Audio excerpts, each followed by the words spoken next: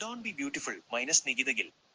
സ്നേഹം, അതിജീവനം, healing, feminism, ആത്മവിശ്വാസം, സെൽഫ് എംപവർമെന്റ് എന്നീ പ്രമേയങ്ങളിലൂടെ ശ്രദ്ധേയയായ ബ്രിട്ടീഷ് ഇന്ത്യൻ കവയിത്രിയും എഴുത്തുകാരിയും കലാകാരിയുമാണ് നികിത ഗിൽ. പരമ്പരാഗതമായ സൗന്ദര്യ സങ്കല്പങ്ങളെ ചോദ്യം ചെയ്യുകയും ബാഹ്യരൂപത്തിനപ്പുറം സ്വന്തം വ്യക്തിത്വം നിർവചിക്കാൻ സ്ത്രീകളെ പ്രോത്സാഹിപ്പിക്കുകയും ചെയ്യുന്ന ശക്തമായ ഒരു ഫെമിനിസ്റ്റ് കവിതയാണ് ഗില്ലിന്റെ ഡോൺ ബി ബ്യൂട്ടിഫുൾ. സൗന്ദര്യം എന്നത് ഒരു പെൺകുട്ടിക്ക് അത്യാവശ്യമായി വേണ്ട ഒന്നാണ് എന്ന സമൂഹത്തിന്റെ പ്രതീക്ഷയെ ചൂണ്ടിക്കാണിച്ചുകൊണ്ടാണ് കവിത ആരംഭിക്കുന്നത്. എന്നാൽ കവയിത്രി പറയുന്നത് സൗന്ദര്യമുള്ളവരായിരിക്കരുത്, സൗന്ദര്യത്തിനപ്പുറം ആയിത്തീരാൻ ലോകത്ത് അനന്തമായ മറ്റ് കാര്യങ്ങളുണ്ട് എന്നാണ്.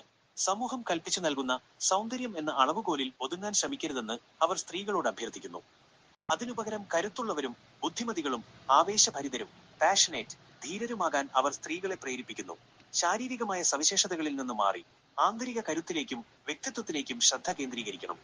സൗന്ദര്യം എന്നത് ആളുകൾ നോക്കി നിൽക്കുന്ന വെറുമൊരു മുഖംമൂടി, ഫ്ലീറ്റിംഗ് മാസ്ക് മാത്രമാണ്.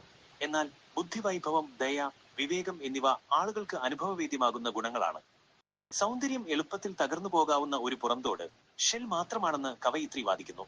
നേരെ മറിച്ച് ബുദ്ധിശക്തിയും കാരുണ്യവും ഒരാളുടെ പൈതൃകം, ലെഗേസി സൃഷ്ടിക്കുന്നു. ചുരുക്കത്തിൽ, ഒരു ദൃശ്യരൂപത്തിന് ഇണങ്ങുന്ന രീതിയിൽ സ്വയം ചുരുങ്ങുന്നതിന് പകരം സ്വന്തം വ്യക്തിത്വം കൊണ്ട് ലോകത്ത് തങ്ങളുടേതായ ഇടം കണ്ടെത്താൻ വായനക്കാരെ പ്രേരിപ്പിക്കുന്ന ഒരു ആധുനിക ഫെമിനിസ്റ്റ് പ്രകടനപത്രികയായി മാനിഫെസ്റ്റോ ഈ കവിത പ്രവർത്തിക്കുന്നു.